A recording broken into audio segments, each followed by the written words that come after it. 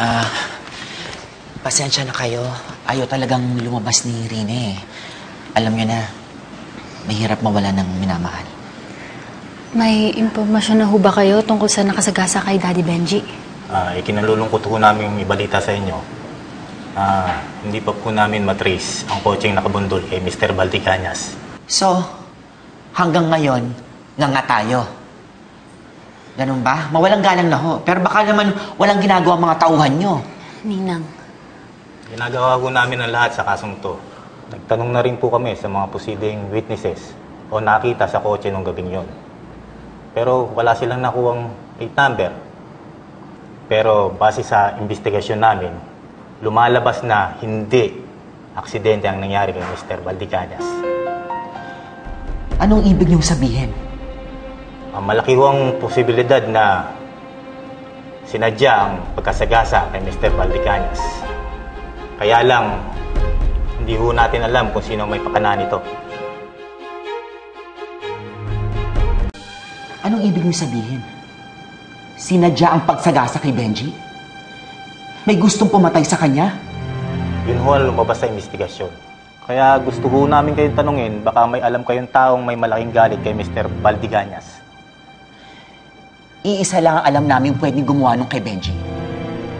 Si Alfred Alcantara. Siya lang ang may motibong patayin si Benji. Tama. Si Alfred nga wala ng iba. Siya lang ang nag-iisang may galit kay Benji at sa pamilyang ito.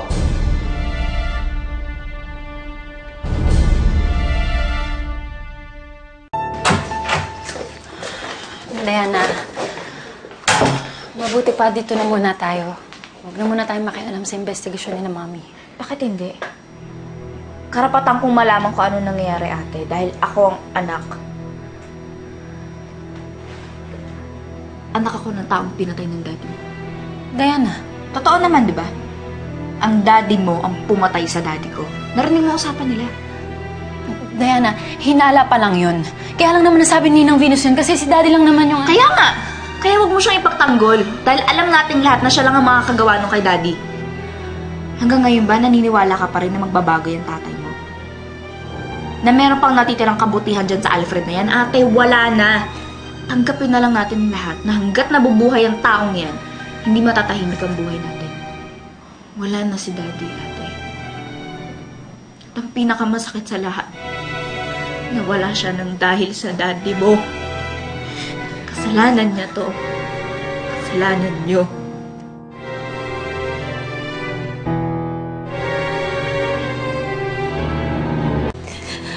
Diana, hindi naman ako yung kriminal dito, kaya please, wag mo din ako sisihin. Masakit. Masakit? Mas titindi pa ba yung sakit na nararamdaman ko ngayon? Ako, nawalan, hindi ikaw. Diana, nawalan din naman ako. Nawalay ako sa daddy ko, kaya alam ko ang pakiramdam kung paano mawalan ng isang taong mahal mo. Huwag mo akong itutulad sa'yo. Dahil ang tatay mo na wala, oo, alam ko yon, pero andito siya, buhay siya. Alam mo yon. Daddy ko, wala na. Wala na, hindi ko na siya makikita ulit. Kaya wag mong ikukumpara ang sitwasyon mo sa sitwasyon ko. Dahil kung tutusin, nawala ang daddy ko dahil sa daddy mo.